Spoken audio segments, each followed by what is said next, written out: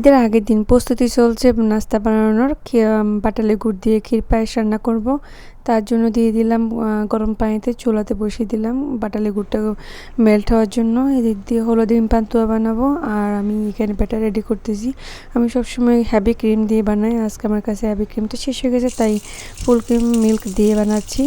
আর এদিক দিয়ে হলো যে মাংস মুরগি ভিজিয়ে রাখছি বিরিয়ানি মোরগ পোলাও তৈরি করার জন্য। দেন আমি এই যে এদিক দিয়ে আমার ক্ষীর পায়েসটা কিন্তু রান্না হয়ে গেছে অনেকখানি পরে দেখাচ্ছি, ছোট ছোট ক্লিপগুলো নিচ্ছি আপনাদের সাথে। তারপরে এখন আমি এটা ভালো করে একটা হ্যান্ড উইচ দিয়ে ভালো করে এটাকে আমি চালগুলোকে ভেঙে নিলাম। আমি এখন একটা ডিশে নিয়ে নিলাম, আর উপর দিয়ে কিছু বাদাম দিয়ে দিলাম। দেন আমি এটাকে ফ্রিজে রেখে দেবো, আমি কিছুক্ষণ বাইরে রাখবো ঠান্ডা হওয়ার জন্য, তারপরে ফ্রিজে রেখে দিব। দেন এখানে হলো আমি মাংস টাংস একদম কুটে ধুয়ে পানি জড়িয়ে তারপরে হলো যে আমি এখন বিরিয়ানির জন্য এটাকে মিক্স করে ম্যারিনেট করে রাখবো ফ্রিজে। দেন আমি এখন পায়েসের বাটিটা ফ্রিজে। আসসালামু আলাইকুম, ঈদ মোবারক। সবাই কেমন আছেন? আশা করি সবাই ভালো আছেন। দেখতে দেখতে ঈদ তো শেষ হয়ে গেল, 3 দিন পার হয়ে গেল। ব্লগ দিতে পারছি না, খুবই ব্যস্ততার মাঝে সময় যাচ্ছে। এদিকে সেদিকে ঈদের সময় সবাই ব্যস্ত থাকে, তাই না? তো তেমনি আমি ব্যস্ত ছিলাম, বাট একটু সময় পেয়েছি আজকে, তাই ভাবলাম একটু ব্লগটা দিই। সবাই তো ব্লগ দিয়ে শেষ করে বলতেছে, আমি এখন ঈদের ব্লগে দিতে পারলাম না। আজকেও কিন্তু আমি অন্য একটা জায়গা থেকে আসছি ঈদের দাওয়াত খেয়ে, বাট এখন রাতের প্রায় 1টা বাজতেছে, আমি ভিডিওটা এডিট করতেছি। তাহলে না হলে কিন্তু আর ভিডিও দেওয়া হবে না, আবার পরের দিন আর একটা জায়গায় যেতে হবে। তো আমি আজকে ভিডিওটা আপনাদের সাথে ঈদের আগের দিন মানে চাঁদার থেকে আর কি শুরু করব। এটা ঈদের আগের দিনের ডে টাইমে ছিল বিকালবেলা। আমি তো প্রতিবারে চাঁদাতে জ্যাকসন যাই, এটা মানে আমাদের ফ্যামিলি আমরা সবাই যাই, আমার অনুসারা সব বাগিনা বাগনি সবাই। বাট আজকের এই অবস্থা দেখে আমি আর রাতে আর যাইনি। বিলিভ করেন ডে টাইমে বিকালে ইফতার আগেই কিন্তু এই ভিডিওটা ছিল, দেখতেছেন। মানে এখনও বসতেছে, আর কি পরিমাণ বসছে সেটা তো দেখতেছেন। মেহেদি নিয়ে, জামা কাপড় নিয়ে, দুপাশে রোডের কোনো মানে স্পেস নাই, তার মধ্যে তো কোনো গাড়ি পার্কিং নাই। আর বাবা স্টিল 2 ঘন্টা পার্কিং করছিল, পাইনি। তো আমি মূলত আসছি ইফতার আগে কিছু ইফতার নিব। ঈদের লাস্ট ডে ছিল, আমি বিভিন্ন ঈদের জন্য নাস্তার আইটেম বানাতে পারি, ইফতার বানাতে সময় পাইনি। সেই কারণে হুট করে চলে আসলাম জ্যাকসনেটে, একটু ইফতার নিয়ে যাব, আর আমার কিছু মাংস নিতে হবে রান্না করার জন্য। তো সেই কারণে আসছি। আসার পর যে মানে আমি নিজেই অবাক হয়ে গেছি যে এরকম অবস্থা, আর গাড়ি পার্কিং তো নাই। আমি 2 ঘন্টার মধ্যে আমি বাজার টাজার করে তারপরে আমি গাড়িতে উঠে পড়লাম, আর আসলে আয়না বাবা আর নামতেও পাইনি, পার্কিংও পাইনি। এই অবস্থা ছিল। যেতে যেতে কিন্তু আমি এই ভিডিওটা করা হাঁটার মধ্যে আর কি, তাই ভালোভাবে করতে পারিনি। আপনাদের শুধু মানে আমি দিনের অবস্থা দেখাচ্ছি, রাতে তো কি পরিমাণ মানুষ হয়েছে অন্যান্য ভিডিওগুলোতে বা যারা গিয়েছিল তাদের ভিডিওগুলো দেখছিলাম। মানে এখন আর আমার যাওয়ার ইচ্ছে হয় না চাঁদাতে, যে আগে যে একটা ইন্টারেস্ট ফিল হতো, যেতাম, অনেক মজা লাগতো। ইদানিতে আমার মানে চাঁদাতে যেতে ইচ্ছে করে না। মহিলা থেকে পুরুষের সংখ্যা বেশি, মেয়েদের থেকে ছেলের সংখ্যা বেশি। মানে এত পরিমাণ মানুষ, মানে আপনি হাঁটা লাগবে না, আপনারা দাঁড়িয়ে থাকলে নিয়ে যাবে। তো বাইরে এখানে কিন্তু কি কথাটা বলিনি, এখানে একটা পাকিস্তানি স্টল সবসময় বসে, আর এয়ারপোর্টের কাছে অনেক সুন্দর সুন্দর গুজরাটির অনেক সুন্দর সুন্দর জিনিসপত্র ছিল, ব্যাগ ছিল, ব্লাউজ ছিল, তারপরে সোফার কাভার ছিল, ডাইনিং টেবিলের রান্না ছিল, সোফার কুশন কাভার ছিল। তো আমি কিন্তু সবসময় ওনার থেকে জিনিসপত্র কিনি, আর ওনাকে কোনো মেলা তো দেখি না, যা শুধু এই চাঁদরাতে উনি বসে। তো এখানে আমি এই কুশন কাভারগুলো নিয়েছিলাম, আমার খুব পছন্দ হয়েছিল। আমি 5টা কভার নিয়েছিলাম, আর খুবই চিপ প্রাইসে ছিল, 35 দিয়ে নিয়েছিলাম। ওই যে আমি এই 5টি এটা নিতে চেয়েছিলাম, পরে এটা বেশি লাল লাল, পরে অন্যটা নিয়েছিলাম। আমার ঈদের ব্লগটাতে দেখবেন আপনারা। দেন এখন আমি যাচ্ছি, আর যেতে যেতে আমি শুধু আপনাদের সাথে একটু শেয়ার করতেছি। এদিক দিয়ে ভাই এটা কর্স বিক্রি করতেছে, কর্সগুলো বেশ সুন্দর ছিল, বাট সবগুলো স্মল সাইজ ছিল।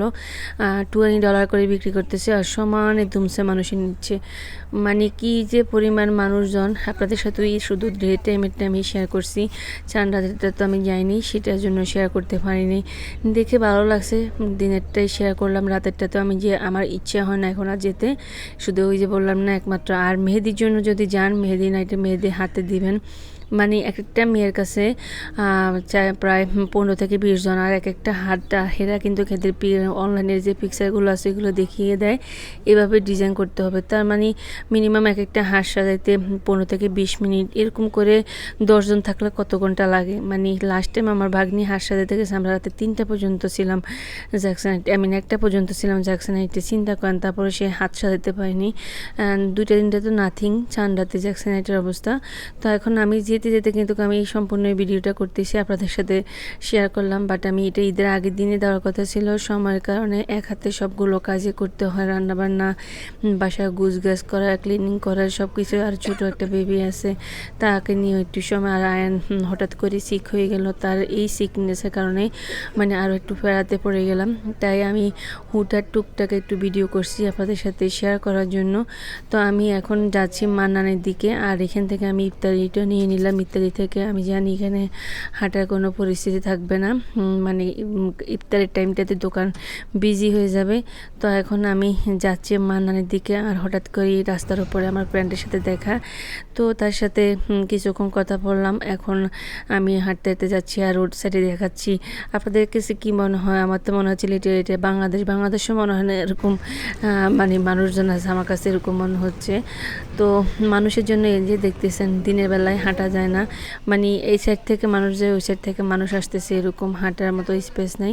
মাংস মানানে গেলাম, এত বড় স্টোর, তাদের মাংস এই যে দেখেন প্রতিটা সেলফ খালি, দোকানে কি পরিমাণ মানুষের ভিড়, মানে মানে বলার মতো না। তো মাংস খুঁজতে গিয়ে মাংস পাচ্ছি না, লাস্টে শুধু আমিই ছিলাম। আমি 12 পাউন্ড মাংস নিয়ে চলে আসছি, পরে অনেকজনে ফিরে গেছে। দেন আয়নের বাবা নামিয়ে দিল, গাড়ি পার্কিং নেই। আমি আয়নকে নিয়ে একটু দাঁড়িয়ে আছি এখানে। আর এখানে অনেকগুলো আপু রাতের যে মেহেদি লাগাবে তারা ক্লিপ দিচ্ছে, কাগজগুলো তাদের অ্যাড দিচ্ছে আর কি। তো এখান থেকে আর জ্যাকসনাইটে বেশিক্ষণ ছিলাম না, বাসায় চলে যাচ্ছি, ইফতার টাইম হয়ে যাচ্ছে। এই চিকেন ডাম্পলিংটা অনেক মজা, আমি একটু খেতে বসলাম, এটা ইফতারের পরেই ছিল। তো অনেক মজা, তাই আপনাদের সাথে শেয়ার করলাম। এটা লাইক বারবিকিউর মতো টক আর একটু জাল, অনেক ভালো লাগে। এটা যে কোনো বাঙালি রেস্টুরেন্টে পাবেন। আর যারা আমেরিকাতে থাকেন তারা কিন্তু এই খাবারটা খেয়ে দেখবেন, অনেক মজা। এই খাবারটা খেতে খুব ভালো লাগে। আর গ্রেভিটা যে মজা, তাই আপনাদের সাথে শেয়ার করলাম। সাথে কিন্তু তারা এক্সট্রা হট চিলি দিয়ে দিয়েছে, চাইলে কি এমনিতেও যেই জাল, তার মধ্যে আবার এই হট চিলি দিলে কিন্তু অনেক জাল হয়ে যাবে। যারা বেশি স্পাইসি পছন্দ করে তারা কিন্তু খেয়ে দেখতে পারেন। তারপরে হলো যে এখন আয়নকে আমি ব্যাডে দিব, তার আগে আমি আমাদের ঈদের যে নামাজ পড়তে যাব সকালবেলা, তার জন্য আমাদের জামা কাপড়গুলো রেডি করে নিয়েছি। এখানে আয়রন করে নিলাম, আমার জামা, আমার ড্রেসটা আয়রন করলাম, আয়নের পাঞ্জাবি, তারপরে হলো যে আয়নের বাবার পাঞ্জাবি। দেন আয়ানকে শুয়ে দিয়ে একদম আমি রিল্যাক্স হয়ে এখন একটু মেহেদি লাগাবো। আর আমি পুরো রাত্রে ঘুমাইনি, যেহেতু সকালবেলা নামাজে যেতে হবে, তার জন্য আমি রান্নাবান্নাগুলো আগে শেষ করছি। আর সবাই নামাজ শেষে আমার বাসায় আসবে, তার নামাজ পড়ে আসলে কাজ করে, আর মানে কাজ করা সম্ভব না, কারণ সবাই চলে আসবে গেস্টেরা, আমার ফ্যামিলি মেম্বার যারা আছে আর কি। আমার বাবার ফ্যামিলির কেউ নাই, অনেক মিস করি সবাইকে। এখানে শ্বশুরবাড়ির লোকজন ছিল, সবাই আসবে। তো আমি আসলে বসে বসে হাতে ডিজাইন করার মতো আমার ওরকম কোনো টাইমে ছিল না। এদিন দিয়ে একটু সজাগ আছি। আয়ান কাশি টাশি দেয় নাকি, আয়নের হঠাৎ করে জ্বর আসছে, গলা ব্যথা, মাথা ব্যথা, কাশি শুরু হয়ে গেছে। তো যে ওই দিক দিয়ে টেনশন আছে, তার মধ্যে আবার বাকি রান্নাবান্নাগুলো করতে হবে। তো আমি অনেক কিছুই দিন ডে টাইমে আর কি নাস্তাগুলো তৈরি করে নিলাম, অনেক পিঠা, তারপরে হলো যে মিষ্টি, দেন পায়েস, অনেক কিছু করছে। আর যেগুলো মানে ঈদের দিনের জন্য সেগুলো কিন্তু ফ্রিজে রাখা যাবে না, সেগুলো কিন্তু আমি রাতের থেকে শুরু করলাম। তার আগে প্ল্যান করলাম, ঈদ বলে কথা, সবাই তো মেহেদি লাগায়। আগে নিজে বসে বসে অনেক মেহেদি লাগাইতাম আমি, প্রতি সপ্তাহে আমার হাতে মেহেদি থাকতো। স্যাটারডে সানডে বের হওয়ার আগে আমার হাতে ডিজাইন করা থাকতো। আয়ন হয়ে যাওয়ার পরে মেহেদিকে ইতি দিয়ে দিয়েছে, অনেক বছর থেকে মেহেদি লাগানো হয় না, এখন তো একটু টুকটাক হালকা পাতলা লাগাই। তো আসার সময় ওই যে জ্যাকসনাইটে গেলাম যে বিকালবেলা, তখন আসার সময় মানান থেকে আমি এই ডিজাইনের মানে মেহেদির ডিজাইনের স্টিকারগুলো নিয়ে আসছি। তো আসার পর আসলে আমার এগুলো ফার্স্ট টাইম লাগা, আমার কোনো আইডিয়া ছিল না। আমি ভাবছি এগুলো স্যাপার শুধু স্টিক এগুলো উঠে নিয়ে আসবো, এগুলো দিয়ে কাটতে হবে। পরে দেখে দেখতেছি এগুলো কাটতে হবে, কাটিয়ে এরকম উঠিয়ে হাতের মধ্যে লাগাতে হয়। তো এখন আমি কেটে দুটো ডিজাইনে নিলাম, পরে হাতে লাগাইছি। আর আমি কিন্তু আরেকটা নতুন মেহেদিও কিনে আসছি, আর মেহেদিটা কালার যে এমন হবে সেটাও আমি জানতাম না, মানে সব মানে অন্য উল্টাপাল্টা হয়ে গেছে। আর মেহেদি লাগায় মনে হয় আমি 5 মিনিটও বসিনি। আমার শুধু টেনশন আমি কখন এত কিছু রান্না শেষ করব, আর আমি আদৌ 7টার ভিতরে রেডি হতে পারবো কিনা, আর না হলে তো আয়না বাবা চলে যাবে। আর আমাদের থেকে নামাজের জায়গাটা কিন্তু অনেক দূরেই, সে কারণে আমার মাথাতে শুধু সেটাই কাজ করতেছে। সবাই রাতের বেলা ঘুমাচ্ছে, শুধু আমি বসে কিছুক্ষণ মেহেদি দিলাম আর আপনাদের সাথে এই ভিডিওটা ক্লিপটা শেয়ার করলাম। আমার মানে লাগানোর কারণে আমার মেহেদিগুলো ভালো করে সুন্দর করে উঠানোর কারণে সুন্দর করে লাগানো হয়নি। আমি খুব তাড়াহুড়ার মাঝে জিনিসটা লাগাচ্ছি, আর আমার কাছে কেমন জানি এই মেহেদিগুলো দিতে বোরিংয়ে লাগতেছে, কারণ অনেক দিন যাবৎ মেহেদি হাতে দিই না, তো এই কারণে মানে বোরিং ফিল হচ্ছে। এই যে আমার হাতে হয়ে লাগানো গেছে, আমি 2টা স্টিকার কেটে নিলাম, আর বাকিগুলো সাইড দিয়ে টুকটাক আমি লাগিয়েছি। মেহেদিগুলো খুবই বাজে ছিল, কেমন জানি একটা ফালতু একটা কালার, আর হাতে দেওয়ার সাথে সাথে এগুলো মানে চড়ানো শুরু করছে। এই যে আমি 5 মিনিট পরে উঠে ফেলছি, কী যে ফালতু একটা কালার হয়েছে, আমার পুরো হাতটাই কালো হয়ে গেছে। যাই হোক, এখন স্টার্ট করব। রাতে প্রায় 3:30 বাজতেছে।